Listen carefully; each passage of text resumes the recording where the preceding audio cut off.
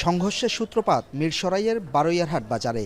বুধবার সন্ধ্যায় দোকানে বসা নিয়ে স্থানীয় বিএনপি সমর্থিত দুই নেতার মধ্যে বাকবিতণ্ডা হয়। এরপরই সংঘর্ষে জড়ায় দুই পক্ষ। এতে ঘটনাস্থলে ছুরিকাহত হন বৈষম্যবিরোধী আন্দোলনের সাবেক সদস্য তাহমিদ।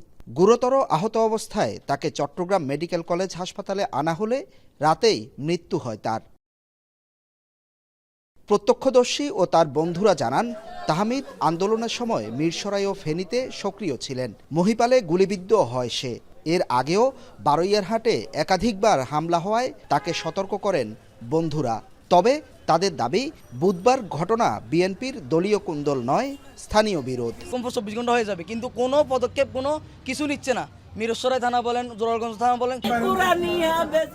কোরআনে হাফেজ তাহমিদ স্থানীয় একটি মাদ্রাসার নবম শ্রেণীর ছাত্র।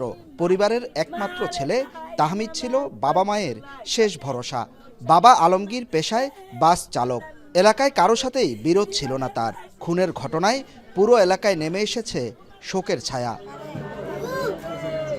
ঘটনার পর তার পরিবারকেও নানাভাবে হুমকি দেওয়া হচ্ছে বলে দাবি স্বজনদের। কে মারলো না মারলো এটা তো আমি চিনতেও পারতেছি না, আর কাকে ধরবো আমি। আমাদের জানের মালের যে কোনো কিছুর ক্ষয়ক্ষতি হলে কিন্তু এটার জন্য ওরা দায়ী থাকবে। আমরা ওদের ফাঁসি চাই যারা আমার ভাইকে নির্মমভাবে হত্যা করেছে।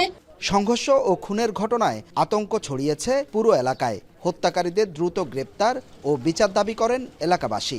আমি নিশ্চিত করে আপনাকে বলছি, এটা বিএনপির কোনো অন্তকন্তলের কারণে নিহত হয়নি। পুলিশ জানায়, এ ঘটনায় সুষ্ঠু তদন্ত চলছে।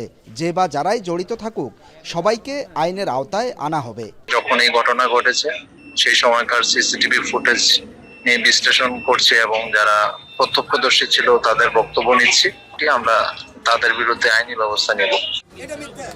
গত অক্টোবরে দলীয় কোন্দলে একই বাজারে খুন হয়েছিলেন আকবর নামে বিএনপির আরেক কর্মী। হোসাইন জিয়াদ, এখন চট্টগ্রাম।